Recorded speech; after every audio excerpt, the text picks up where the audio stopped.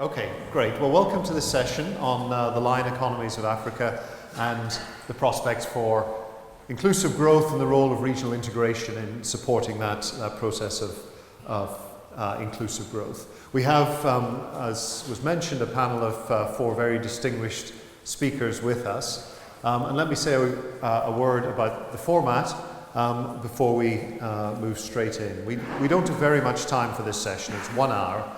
And I want to give plenty of time to our distinguished speakers to raise a few key points about the topic, but I also want to give plenty of time to you, the audience, for questions and see if we can get some discussion going.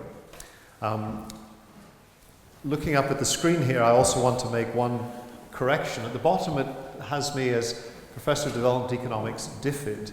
DFID is the UK Government's Department for International Development. I work at the Oxford University Department of International Development, so I'm not a civil servant, I'm not speaking on behalf of government, I'm a member of the university here. That's a minor correction, and we've already learned that Mthuli is also speaking on behalf of Mthuli Ncube, not any previous employer either. So the topic that we want to talk about here is growth. It's growth in Africa. It's obviously an opportune time to think about this and to think hard about issues to do with growth. We've come off, 10, 15 years of really solid performance across the continent as a whole. There have been relatively favourable tailwinds, in particular the commodity super cycle of the last decade or so, which has powered growth in a number of countries across the region. The high levels of demand coming from East Asia, from China in particular, has stimulated growth through a demand effect for the continent as a whole. And there has been a resurgence of foreign direct investment. These factors have all fed into a growth performance which, certainly compared to the decades of the 90s, the 80s, the 70s and perhaps earlier, has been, if not unprecedented, certainly very impressive on average. It's not a universally bright picture in terms of growth in the continent, but one of the key points is that a number of the major economies of sub-Saharan Africa have been growing pretty strongly over the last 10 to 15 years. The environment we're in today is changing somewhat, and the challenges are certainly not trivial. The language that many commentators like to use at the moment are talking about, instead of having the tailwind of positive commodity growth, they're facing a number of headwinds. Headwinds due to the end of the commodity super cycle, the fact that commodity prices are falling, and are likely to remain at moderated levels for some period of time. This decline in commodity prices has exposed some structural weaknesses in a number of economies, not least in terms of fiscal structures and the capacity for domestic revenue mobilization. And it also has brought to the fore again the challenge of ensuring that growth from whatever sources is inclusive.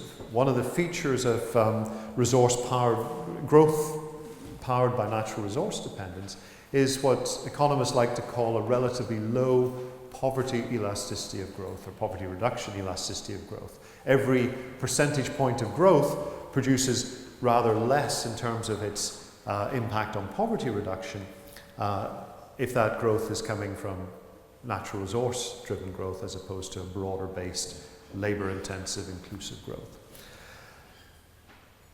So some of these themes, I think, will come up in what our colleagues want to talk about in a minute or two. I just want to throw in one other observation, which hopefully will stimulate some discussion. That's the role of regional spillovers in the growth process. And one of the really striking features about sub-Saharan Africa as a region is how low the share of intra-regional trade is in total trade. How much of the trade that does go on is between the countries of sub-Saharan Africa. So if you look at the share of intra-regional trade and total trade, Take the two big countries that we may want to focus on in this afternoon's discussion, Nigeria and South Africa. Think of these as two sort of poles of the continent.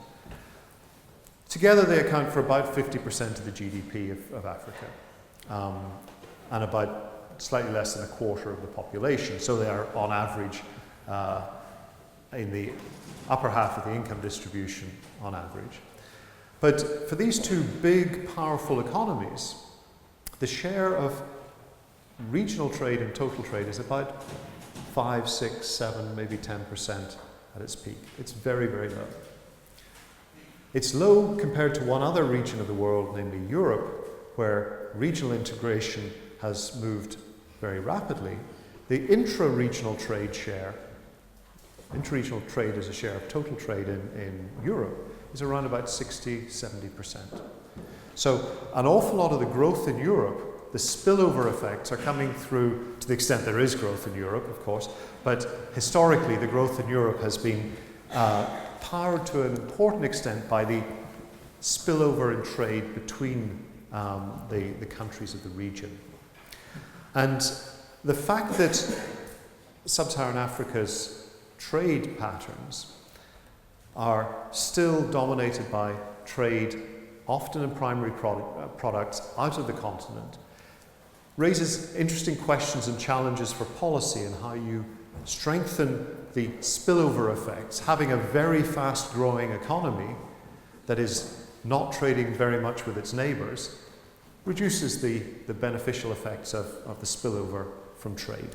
So one thing I'd quite like the panel to talk about, and maybe we can talk about it a little bit more, is this issue of increasing the spillover in growth and trade within the continent. There's lots of other things I might want to say, and maybe I'll abuse my position as chair to ask questions afterwards, but I think we should move straight to our panelists. So what I've asked them to do is to sort of make 3 or 4 key points on this broad issue of the role of the lion economies, growth and regional development in Sub-Saharan Africa. And I'm going to start with Emmanuel Ndozi, followed by Vera, and then Tony, and then Mtuli is going to act as the sweeper and answer all the questions that the rest of us haven't as yet. So I'm going to ask each of the panelists to spend about 5 minutes just laying out 2 or 3 points. Then after that first half hour or so, I want to open it up for discussion. In the interest of time, you've all got a brochure, so you've all got the biographies of the speakers. All I want to say is you've got an eminent panel here, and I welcome every one of them. So, Emmanuel, would you like to take the floor? Thank you. Thank you. Thank you very much, Tony, for the introduction. Hello, everybody. Yeah, I have 3 points to make this morning, or this afternoon, excuse me. First point has already been made by Chris, and so I'm not going to dwell on that because, in fact, that saves me the time. Only just to simply say that Africa is doing rather well in economic growth. Overall, the size of the regional economy has more than doubled, from 1995 to date. So that's a point. But the second point I'm going to make is that sustaining this growth and ensuring that it benefits ordinary Africans requires a number of things. And I'm not going to be spending any time giving you a list of all those things because there's quite a number of things. But to me, there are 3 key areas that we need to pay attention to. The first one is to heavily invest in infrastructure, especially energy infrastructure and railroads. Of course, transport infrastructure, but the railroad dimension is extremely important. The second thing is to invest in human capital, especially with regard to education and skills. And the third is to accelerate regional integration. Now, let me say a few more words about these things. But if you look at these 3 things and the other challenges that the continent is facing, there is a common denominator, and that is the issue of leadership and politics. More often in the analysis that we have been doing, and we're focusing too much on economic variables, but the role that political parties play and the role that contested politics is playing and continues to play in the continent is not something that we're paying enough attention to. After all, these political parties will generate the strategies for development. Sometimes they just simply decide that after they win elections, so there's no much thought gone into it. But also the central issue is that I would say, show me a country that's doing well in Africa, and I'll show you a country that's well led by somebody. So in a sense, we need to pay more attention to this. But let me say a few more words about I will not talk about infrastructure because that would be an entire presentation here. Besides, the issue is more or less well tranced out at this point in time. Let me say something about education and skills, especially because many young people are here and they would like to know more about what is happening. As we know very well, human capital development is central to economic growth. And human capital results from education and health and other kinds of social investments that you have in human beings. And they are both, entrants, or what you may call inputs, as well as outputs from the development process. But the challenge of education and skills is also a challenge of youth employment.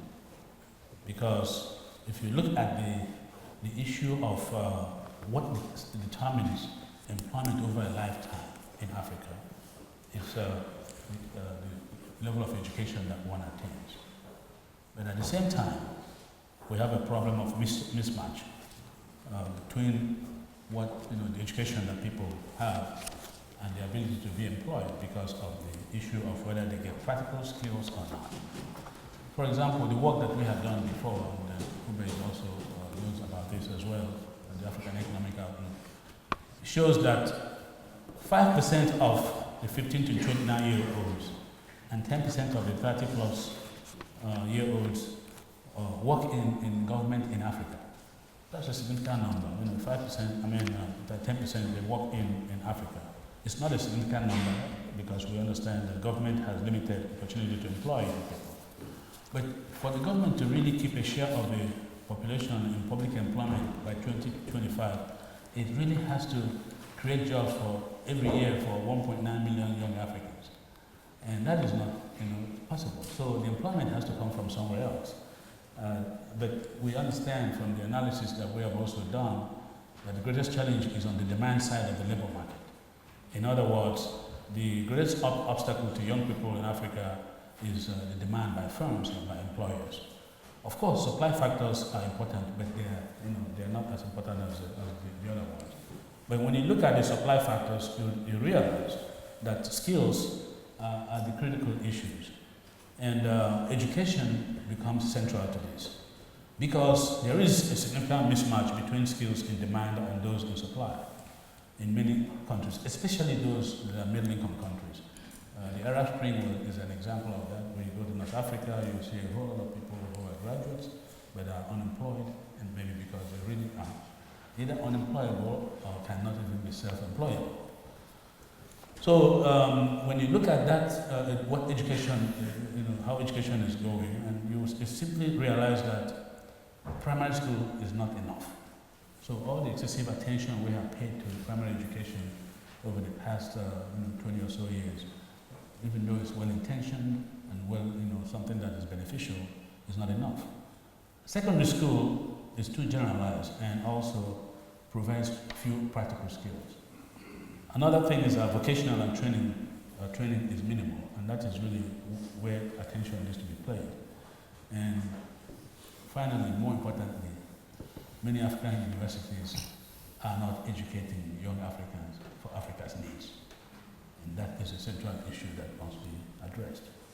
So this is something that has to be regarded, especially if the continent wants to really achieve its 50-year objective in the AU Agenda 2063 of a transformed Africa, economic transformation.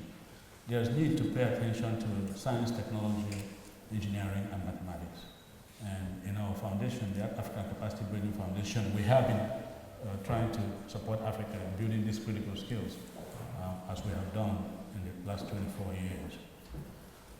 As far as, this is the second point, as far as regional integration is concerned, I think the importance of regional integration in Africa is something that has been highlighted many, many times. And the only problem is that the results that have, that has emerged from attempts have not quite been as satisfactory as they should be. We have some progress to date. East African community is doing quite well when it comes to trade-related issues and economic integration. And working together with SADC and COMESA, having this tripartite arrangement, those are really progress. But when you look really deep, you realize that the rate of economic integration is not where it should be, for us to be satisfied. And there are a number of reasons for that, and these things have to be addressed. For example, the issue of addressing multiple memberships is there. The multiple membership is a problem. There's also the issue of the slow ratification of protocols and slow implementation of agreed policies and plans. And then there's also the challenge of addressing policy convergence, whether it is economic or social convergence. Those are also issues that are quite important. And addressing the capacity needs with national and regional levels.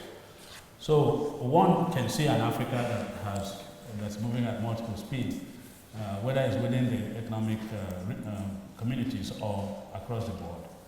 So what are the lessons for the lion economies? Of course, the basic question is what constitutes a lion economy? I asked somebody the other day, is it every country that is performing spectacularly well has suddenly become a lion economy? Or is it, can we define it from being geopolitically and demographically important? In which case then, if you look at it from that standpoint, in North Africa, Egypt should be the lion economy. If you look at East Africa, Ethiopia should be the lion economy. If you look at Central Africa, DRC should be the lion economy. And look at West Africa, Nigeria should be the lion economy. And in Southern Africa, South Africa will become the lion economy. But when you look at all these potential lions, or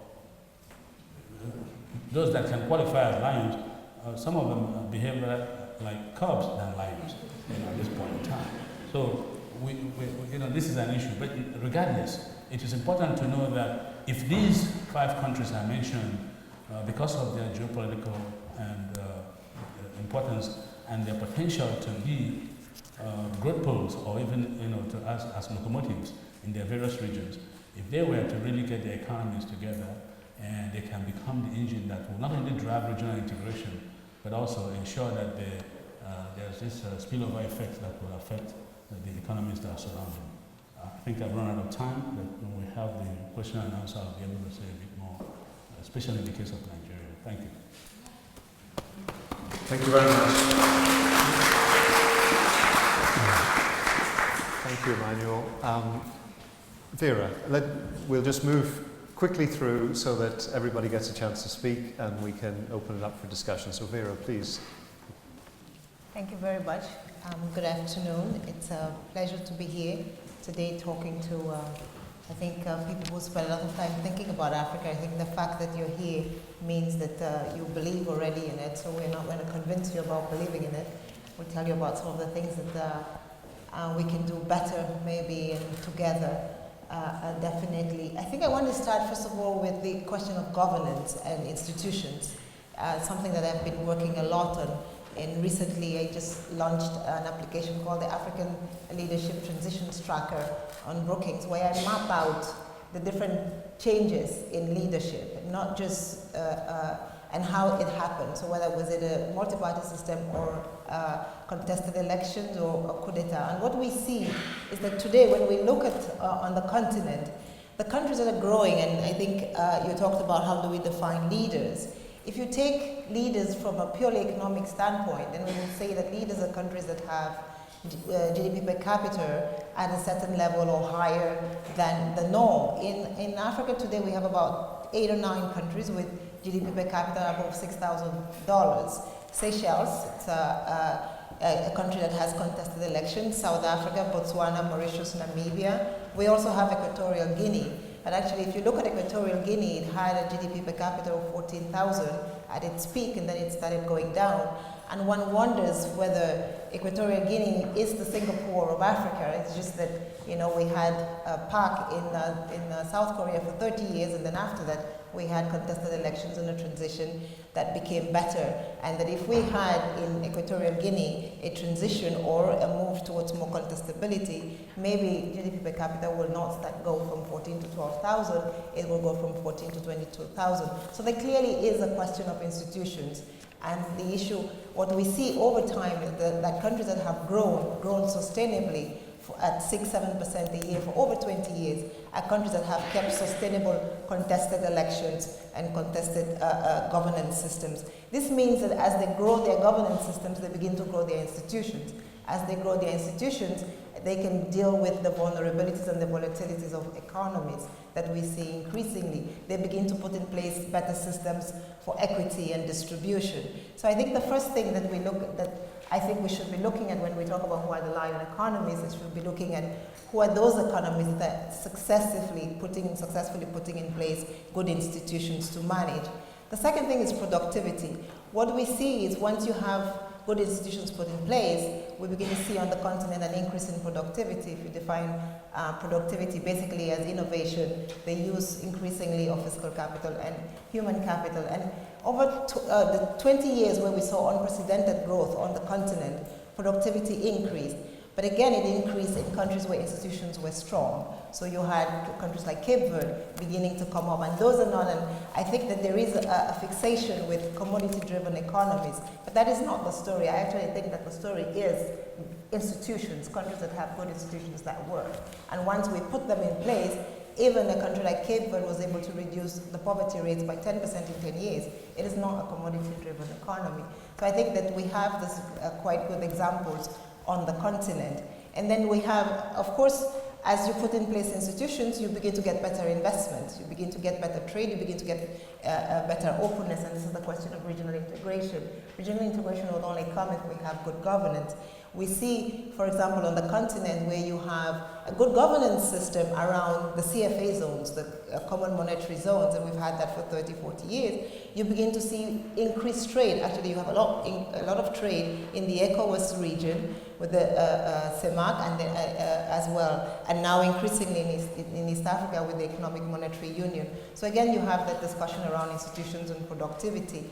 And what we saw also is that as the coup d'etats, which is again a question of governance, went down on the continent, that is when we started getting huge FDI, which was able to power our investment and power our trade. And just to give you an example, between 1980 and 1990, we had 24 coup d'etats on the continent. Between 1990 and 2000, the number went down to 23. But between 1997, when the growth spurt in Africa started, to today, 18 years, we had 10. So we went from 24 to 10. And there's a huge drop in sort of the instability and the volatility on the continent because of weak governance. And as our governance systems improved, our trade, our growth, our GDP per capita improved, and we started having many more lions. We didn't talk only about one or two, Equatorial Guinea, but then what we began to see was we had Cape Verde, we had Mauritius, we had South Africa, we have Ghana, we have Ivory Coast, we have Senegal, we have Nigeria. All these countries have had contested elections now over time, and more than two. So as those countries begin to put it, they're not perfect yet at all, but they are beginning to get there. And I think that this is the next thing. Now, we've done the institutions in these 10 countries, we've done the productivity, we're getting there. Some of them are still commodity driven, but then they're all stuck. What we begin to see in the last 5 years, yes, there was a crisis in the international community, but they're stuck because of energy. In most of these countries, today in Africa, we only have 2 countries that have more than 80% access to energy. That is Mauritius, good governance, and Cape Verde and South Africa, 3 countries. All of them have contested governance systems. They have better institutions. If you look at the Mo Ibrahim Index, if you look at the Transparency International Index, those are all countries that are doing well on the governance framework. But the rest of them, Ghana, Ivory Coast, Senegal, Nigeria, all have access to electricity at below 50%. You cannot grow if you do not have access to infrastructure and to the right kind of electricity. And basically, I think that this is the next big wave where we need better investment, more investment to come in. and take the countries from. And so I think that actually it's not that we are losing our tailwinds. I think our tailwinds are the governance tailwinds, and if we can continue to push them forward, the commodities were a period that allowed us, I think, to begin to build a basic infrastructure, but now we need a lot more better institutions and strong governance to be able to move forward. So for me, I think we start with leadership and governance. We've now understood what it means to do productivity and to do it well, and to be able to invest efficiently and to have high rates of return so that the private sector can come, but we do not yet know how to do the infrastructure in time to continue to power these economies. And I think that part of that is also regional infrastructure, because we cannot provide energy. For example, if you have gas, to be able to do LNG, you need to at least produce 500 megawatts, 350 to 500 megawatts for it to be sustainable.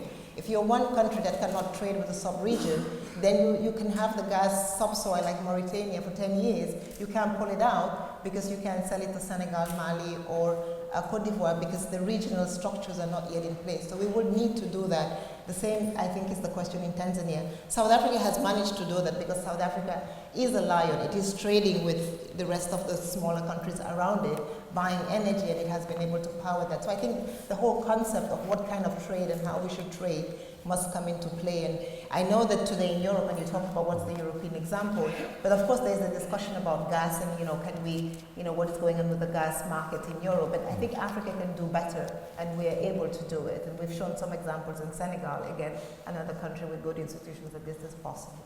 Thank you. Thank you very much. So, thank you very much, Vera. That's starting to bring out a couple of really important themes between the two initial speakers, issues about the infrastructure and supply side requirement to sustain growth, the human capital, the physical infrastructure, and, as Vera keeps emphasizing, the extent to which the provision and maintenance of this infrastructure for growth is underpinned by appropriate and effective institutions of governance, economic and political governance, both at the national level and at the regional level, in terms of sustaining the growth experience, making sure that these are tailwinds rather than a headwind environment. Tony, I think you're going to tell us a little bit about a perspective from outside, in a sense, the mobilization of resources for investment, in particular in the infrastructure area. So, Tony, please. So, first of all, I'm going to keep my presentation relatively short, simply because my esteemed guests have covered a lot of the content I think is quite important to understand with regard to context. But just before I do actually begin my summary, which is going to have a very financial angle to it, just by way of background, I've been in banking now for about a decade. Before that, I actually did a PhD in sciences. So I come from, if you like, this whole investment / Africa angle from a slightly different perspective, and so my opinions may be slightly different from what you're used to. So I think one of the things which I've realised on my travels is that working in an emerging market region, Africa has really stood out as one of the key areas where people actually are, should we say, aspirationally as well as financially invested in.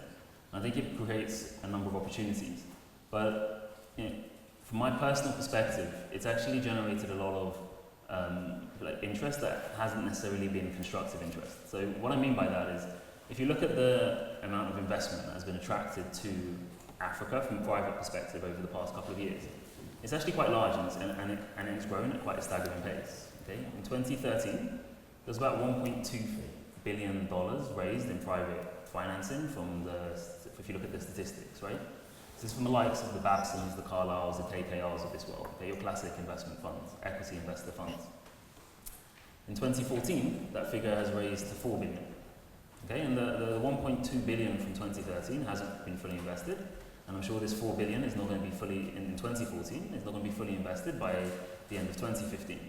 So you effectively have this tsunami of money growing to invest in an area which I'm not quite sure is ready for.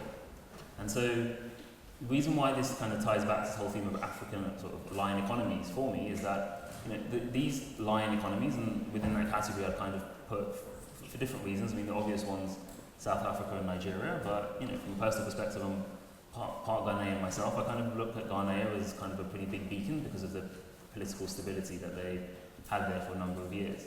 So if you look at the money that's being thrown into these areas, there's a questionable if you like, debate as to whether the areas are actually ready for this. And so these lion economies need to kind of show by example the right way, I think, to kind of responsibly invest this money, or attract the capital in a responsible way and invest it in a responsible way. So when I'm looking at some of the deals that we tend to look at Bank of America, the question I guess we always tend to ask ourselves is this really a sustainable product? Is it really a sustainable model? Because working in banking these days, there's a lot of regulation. There's obviously been lots of should we say, different unhelpful news articles that have come out about banking. So I feel like there's a bit of a moral/ethical overlay in terms of what you do these days. And so we always think about these things from a bit more of a three-dimensional perspective. So I think the one key idea I'd like to leave you with that particular topic is, there's a responsibility on both sides of the investment equation. Okay? There's the investor has to responsibly be, if you like, providing money in a certain direction, but the investee, okay, so the lion economies, they need to be responsible about taking this money too. I think there's a disconnect in terms of these billions of dollars we're talking about. They can't be invested at the lower levels within the economy very easily. They easily get invested in at the top and then they trickle down. But the trickle down actually takes quite a long time, and I'm not sure the infrastructure is really ready for it. So I think that you need to think more carefully about the way that these capital flows are actually going into the country and whether they're reaching the right kind of end goal. And that kind of tangentially brings me into my second point, which I'd like you to think about, and that is the inequality. So there was some news articles that came out a couple of days ago. I think Oxfam released some statistics earlier in the year which really caught people's attention, right? And their macro statistics, which I think applied globally, was that 80 people in the entire world control as much wealth as the lower 50%. Okay? Now, we all swear around statistics, the bigger the number, the more surprising it is. But if you really let that marinate, right? Like really think about what that means. There's a huge inequality globally at the moment. And I think that there's an opportunity in Africa to try and address this as it grows. Because if you like, it's a double-edged sword, the fact that there's so much potential for growth and it's growing right now, right? In the sense that you have the opportunities to do things right. You have the opportunity to do things in a bit more responsible way. But at the same time, if you get it wrong, you can actually get it, if you like, orders of magnitude wrong compared to some of the issues that you see in more of the developed and other more developed emerging economies these days. So within Nigeria, for example, the statistic that I saw when I looked this up is that 1% of the people in Nigeria control about 80% of the national wealth. Okay, and that's a huge inequality gap that I think not just causes financial and growth problems, but also social issues too. Right? So I think that when you're thinking about growth in Africa, right, at least from our perspective within banking, we think about it from a financial side, right? Where do we find the money? How do we get it to the right people? What kind of products and structures do we use? But I think when you're thinking about growth from how it normally works, at least anecdotally or historically, it's the lions, it's the leaders that tend to go first and everybody else follows. And so if you don't have the likes of Nigeria, South Africa, Ghana, implementing financing, making sure that you address inequality as the growth happens, you end up with, if you like, a macro picture that may look quite nice, but a micro picture that actually looks pretty perverse. And so that's, if you like, two things I'd like you to really think about. One, the responsibility of the investor and the investee, and secondly, how that manifests itself in making sure that inequality is actually addressed as opposed to just accelerated in the wrong direction. Thank you.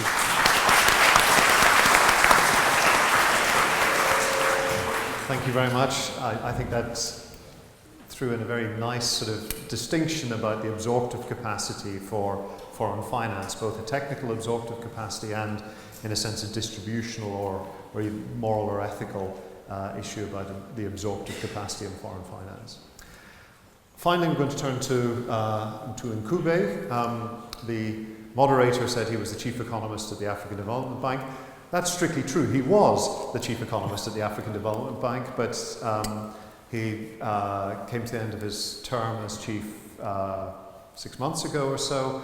African Development Bank's loss is our gain. He's now a colleague here in Oxford at the Blavatnik School of Government. So, Ntuli, the floor is yours. Thank you. Chris didn't tell you that we go back a long way. I mean, 25 years in total, I think. And we're still working together. Thank you very much. It's wonderful to be here. As a Cambridge man, I always look around and say, oh, this is Oxford, you know that. But I'm in Oxford now, so even I've been assimilated enough. beginning to appreciate Oxford better than Cambridge. This is a fabulous topic. I love talking about Africa. In fact, this morning I was teaching on infrastructure just before I came here, how to finance infrastructure in Africa. I want to raise four points, colleagues, and Chris, on this. Let me start with the issue of inclusive growth. You see, I spent a long time reflecting on inclusive growth, I tell you. I've even got an inclusive growth index. I've just written a book on inclusive growth. You see, if you just focus on economic growth, GDP growth, and so forth, you're going to miss out on the story as to whether you're getting inclusive growth or not. You have to focus on inequality. In fact, if you take a country that's large, doing well, sort of, like South Africa, and you inequality adjust its GDP growth, you get a different figure. If you inequality adjust the GDP growth figure in Botswana, you get a lower figure than you currently have. So I agree with my colleagues here that if you don't put on that inclusive growth hat, you are going to overtell the Africa story, which is a good story already, but you have to nuance it, and inequality is one of the issues. The other is structural transformation. If you want to sustain this growth in Africa, you need structural transformation. A good example is a story I've told before, which is how Ethiopia has turned around and become, I think, a decent hub, created an opportunity for shoe manufacturing. A company called Huanjin went into Ethiopia under the invitation of the former late Prime Minister Meles and established a factory to make shoes. Why? There's a lot of cattle and hide in Ethiopia. So they're doing that now, employing 1,000 workers. The workforce of Ethiopians is just as good as the Chinese workforce, highly productive, and they're exporting to the US under the AGOA agreement. So some of the shoes you are wearing are actually made in Ethiopia. They are not made in Italy. So it can be done. But structural transformation is critical if we're going to create jobs, sustain growth beyond the current period that we have seen. The second part of inclusive growth is social inclusion. Vera has already mentioned that she's studying governance, and I agree with her, that is absolutely important. You need social inclusion. In fact, I must even say, it's not just about governance, it's about building social cohesion. The biggest driver of conflict in Africa and insecurity is weak social inclusion. If you don't build social cohesion in any country, you have problems. You'll agree with me that one of the successes of Julius Nyerere in Tanzania was building social inclusion through the Ujamaa philosophy, but it didn't deliver growth. So you got social inclusion, but you didn't get growth. So that's a good example. Now the other part of inclusive growth I want to talk about is spatial inclusion. As economists, we don't think spatially half the time. Spatial inclusion is critical. I don't know how many of you have been to Rwanda, but I have been. I'm just one of the few. There's a road between Kigali and the border with Burundi, to the Nemba border post. 7 years ago, the whole of that area was underdeveloped. It was the poorest province in Rwanda was on that route to that border. But we build a road to the border, tarred road, and make sure that for every kilometer of tarred road built, we build lots of feeder roads as well. So if you look at the ratio of tarred road to feeder roads, like 1:5. Why? Because a road is an economy. I repeat, a road. When you put a road through anywhere in Africa where there is no road, there will be development along it. Those are the facts. If you build feeder roads, then you include the societies, villagers who live along those roads. They can take their produce to the market. You know what? In that area, the school attendance has gone up 20% because of that road. The point I'm trying to make is inclusive growth has to be about spatial inclusion. It has to be about connecting regions. It has to be about things like infrastructure, the sort of infrastructure that I've mentioned. I want to mention another thing. Whenever we talk about Africa, we talk about dealing with poverty, and I agree with Chris about growth incidents not impacting enough on the poor. Of course, it's not inclusive and so forth. But let's not forget the middle class. Who's talking about the African middle class? I spent a lot of time talking about the middle class. How do we keep people in the middle class so they don't fall back to poverty? Thinking about that, policies that we put in place for that are very critical. This class has been growing at 3.2% per annum since 1983. It's growing, you know. If you use my more generous measure of middle class, it's about 300 million people who are in this middle of the pyramid. They need to be kept there. They cannot be allowed to fall back. And that is important. It's part of sustaining Africa's growth story, and they are consuming. I want to say one thing that is we don't talk about, but Ebola was very helpful. It was able to expose some of the problems with our delivery systems that still need to be fixed. Of course, it did okay in what we call fragile states, but I can tell you that the delivery problems everywhere. It's certainly true.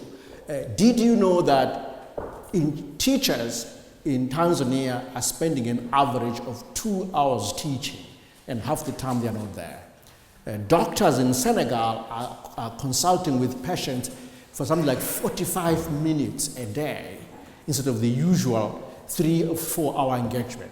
So absenteeism, service delivery are critical issues, and that's what the Ebola issue shows us. The weakness of health systems and education systems need to be fixed. So my colleague here mentioned the issue about youth unemployment. Yes, there's the quantum issues. We need to upgrade, we need to get people into the vocational track, but service delivery is a critical issue when it comes to this training. I've been looking at the HIV figures of late. The unspoken debt from keeping people on treatment in Kenya is 13% of GDP. That's what you need between now and the year 2050 to keep Kenyans who are positive alive through treatment for the next 35 years. It's a lot of money. So there's a hidden debt of 13% of GDP. So that's something we want to reflect on. I've mapped all the African countries to look at the extent of this HIV debt. It's staggering. In Malawi, the HIV debt is something like 55%. It's huge. I don't know how they would pay for it. But these are the things to think about as we think about sustaining Africa's growth. And by the way, the rate of return of investing in treating people who are HIV positive is 300%. It's higher than infrastructure. It's higher than all the equity derivatives that my friend works with in Merrill Lynch. Keeping people alive pays. It's good investment. And it's part of keeping Africa's story moving forward. Finally, on finance. One thing I like about quantitative easing is not that it is working for the world, but it's actually working for Africa, in the sense that it's driven down yields in Europe and everywhere, and Africa is able to issue sovereign bonds. So I think that one thing that we should do to keep these lions moving forward is make sure that African countries maximize right now on the issuance of Eurobonds. This is the time to do it. When you've got negative bond yields in Europe, that's when Rwanda should be issuing more bonds. Kenya doing the same thing, because you can offer the world 7%, 5%, 6%, but beware of debt sustainability. Again, we don't want to go back to the pre-HIPC period, then we take on too much debt and so forth. But they know the game now. They know the rules. They know how to work out the debt sustainability frameworks and so forth. But this is the time to keep going on that. So let me just stop here. I'm happy to take questions on other issues, but largely I agree with my colleagues.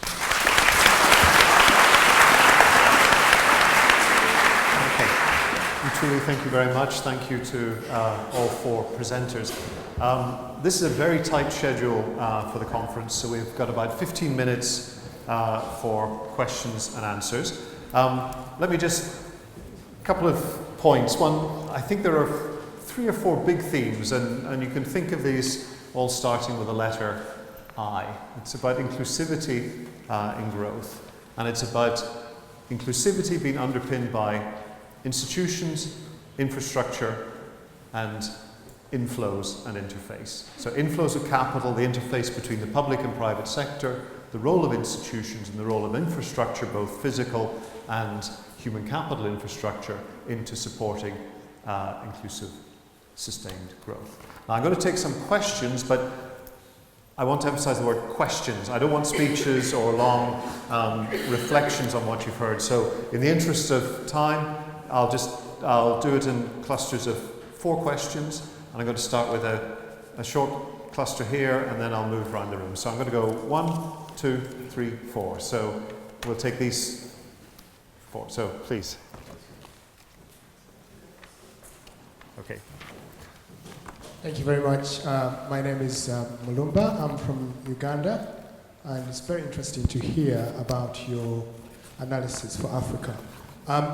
My question really is about the sustainable growth, economic sustainable growth in Africa, distributing wealth within the continent. Is the problem really to do with how we can actually socially distribute growth, or is it really a political issue where we have leaders in the countries who are not necessarily going to leave, and therefore making it very difficult for future investment? Because, for example, if you look at Burundi, somebody could have invested a lot of money in Burundi, but that money would be they would be now in real crisis because the political situation is not stable enough. And that situation goes almost in every other countries in Africa. Is it really to do with how we can actually, the political structure needing to change, or is it really to do with how we can actually distribute the wealth within the continent? Thank you. So I'm going to take this cluster of 4, and then we'll respond, and then I'll take another cluster of 4. So let's keep it local. Yep. Thank you. Thank you very much for your individual presentations. My name is Beatrice Addy, and I'm a master's student here at Oxford. I have a question with regards to what Dr. Nadozie and Vera Songwes mentioned about institutional capacity and leadership. Do you have any examples, specific examples of the processes that are key to good leadership and strong institutional capacity? Thank you very much. Third one here. Hi, my name is Bamidele, founder of Welcome to Africa. I have 3 short questions. I may only ration you to choose your favourite one, please, because we are very short of time. All right, then. In terms of inequality, is there a role you feel the diasporas can play to kind of reduce inequality, and if so, how do you feel that we can play that role? Okay, excellent question, thank you. And then just behind you, and then we'll open it up. Hello, hi. My name is John Munga from Nairobi, Kenya.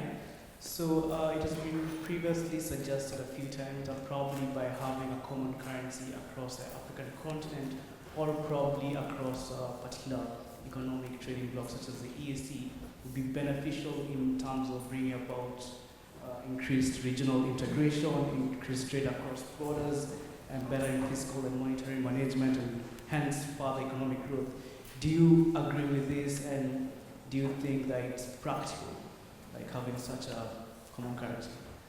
Excellent. Thank you very much. So, don't feel obliged to answer every question, but we had one on the duration of leadership, one on examples of good institutional reform or practice, a question on monetary union, and a question on the role of the diaspora in supporting a sort of attack on inequality. So, who would like to? Yes, I'll just take one of the questions. I think there are people here who can say more about the common currency issue. But the issue of leadership, and I think Vera can also speak to that. For me, it's both leadership and politics that is responsible. That's what, if one can, the comment I can make on that. Because if you look at the issue of leadership, this fundamental question you ask is, how do you make some African leaders to act in the interest of their citizens instead of in their own interest? How has this happened elsewhere? What people who study this have said often is that, there are rules for institutions, there are rules for coalitions, there are rules for outside forces, but there's an element of luck as well, or bad luck if you continue to get bad leadership. How do we make that to emerge? I think it's a tough question, but if I would answer this in regard, together with the other issues, that I think the attempt that were made at the turn of the century by African heads of states to establish mechanisms that are not within individual states, but multi-jurisdictional, such as the African peer review mechanism. The attempt was actually to generate, some kind of leadership that's more responsive to the citizens, and also to improve institutions within the countries. Now, the record has been a bit mixed. But initially, when it started, it was actually helping to improve things. The last thing I'll say on this is that I think the mistake that has been made is to kind of confuse democracy with good governance, as well as with responsive leadership. In other words, democracy in many cases was seen as an end in itself.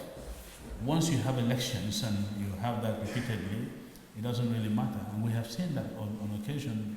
A lot of presidents, because constitutionally they are allowed to do that, stay there forever, and they are not really responsible to their people. So I think time has come for us, especially in a place like this, to begin to examine more critically the role of politics in development and how that determines what happens in terms of the emergence of the kind of leadership that will be responsive to the citizen. Thank you. Yeah, if I could say something about the common currency, I think we've all learned quite a bit about that from the experience of the Euro area. I think there are lessons learned. I often hear my friends in East Africa saying, yeah, we want 1 shilling for the region, and I think, really? But let's look at the evidence. In the Southern Africa, we've got the Rand monetary area. Again, it's not obvious that it has delivered growth and progress and jobs and all of that. It's not obvious. I mean, Swaziland, Lesotho, Namibia are in that, and South Africa in that. Botswana, Pula kind of mirrors the Rand a bit. It's not obvious that it has delivered growth, frankly, and development. I'm not sure. The same applies to the CFA franc zone. I think what it has delivered is some stability in terms of kind of on the inflation front, but not on the growth front. But also, the CFA zone tends to be a high cost base to operate from. Anyone doing business in that region will tell you that. Again, I'm not sure that it has delivered the growth that is expected. And then coming to East Africa, as long as you can have currency convertibility, Kenya, Tanzania, and so forth, do you really need one common currency in East Africa? Is it really necessary?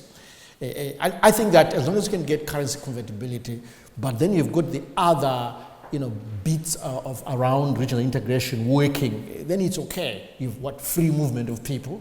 But I know that one country that's nervous about that is Tanzania. It doesn't, really want to push that line. It's a large piece of land. The high population countries like Burundi and Rwanda, guess where people are going to flow to is Tanzania. And again, in terms of property ownership, they worry about more enterprising Kenyans going to buy up land in Tanzania. There are some very deep issues around regional integration that need fixing, and it's not just a movement of currency. It's in terms of a single currency. So I'm skeptical about this. Okay. For the sake of debate, maybe I can just say that I don't necessarily entirely agree with the issue of the negative and skeptical approach to currency areas. It is true that the CFA zone has not yet delivered, and I say yet, and I emphasize the issue of yet, but actually they have delivered on stability. If you come into the CFA zone, you know that if you're going to invest in Senegal, in Mali, and in Cote d'Ivoire, you are basically treating with the same currency. What it has actually managed to do, it has managed in times of instability for these countries to have some sort of solidarity when we talk about, we want regional integration. And what you have is when Cote d'Ivoire, for example, had the coup d'etat and they didn't have enough foreign exchange, what you had doing was more foreign exchange from the rest of the zone going to Cote d'Ivoire to back up their imports. And so there is a lot, I think, of this social cohesion that happens among that zone. Now, I think the question is, if you look at the CFA zone, and we're doing some work on it right now, if you look at some of the fragile countries like Guinea-Bissau, we're looking at Guinea-Bissau was out of the CFA zone until 1983, they just joined. One of the only things that is stable about Guinea-Bissau is a stable currency in an environment which has had 17 attempted coup d'etats in 19 years. So I think that what one may want to begin to look at is, do we want to peg it to the euro, or do you want to have a basket that evolves as your trading partners evolve? And so do you want the CFA zone, for example, to now begin to look at what's happening with the Chinese yuan, and many people are moving towards that. So I think that there is, and actually we're doing some work now that shows that the CFA zone countries, CEMAC and UMOA, are actually trading a lot more amongst themselves. So there is an engine for regional integration that's happening within those zones, which is quite important. So just, I think there is still work in progress, and so we're not categorical. On leadership, I think it's just repetition, and you need to keep building the processes. You need to put the processes in place. You need to have them contestable. And in some sense, what we have is, do you want a monopoly, a pure monopoly? Do you want an oligopoly or a sort of benevolent dictator, or do you want pure competition? And pure competition has mistakes. There's no perfect. I think Churchill said that democracy is good, is the worst of the best. And somebody needs to find something else. Just like competition, I think during the financial crisis, we started asking, is this open capitalism the best thing? But what we stopped and did was you reinforced the institutions. So there's going to be mistakes. But I think what we need is to continue building on the institutions. Kenya now has a constitution. They went to a second election. Because they had a constitution between the last incident and this one, they had a better process. And the next time they will have an even better process. And I think it's that continuous learning and building that works. And I have this saying that when leaders don't lead, followers start leading, and you have chaos. So we really need leaders to keep leading on the continent. Ladies and gentlemen, I'm afraid we've run out of time, but I want to give Tony the very last word, which may be thank you, but in the meantime, let's just thank the panel.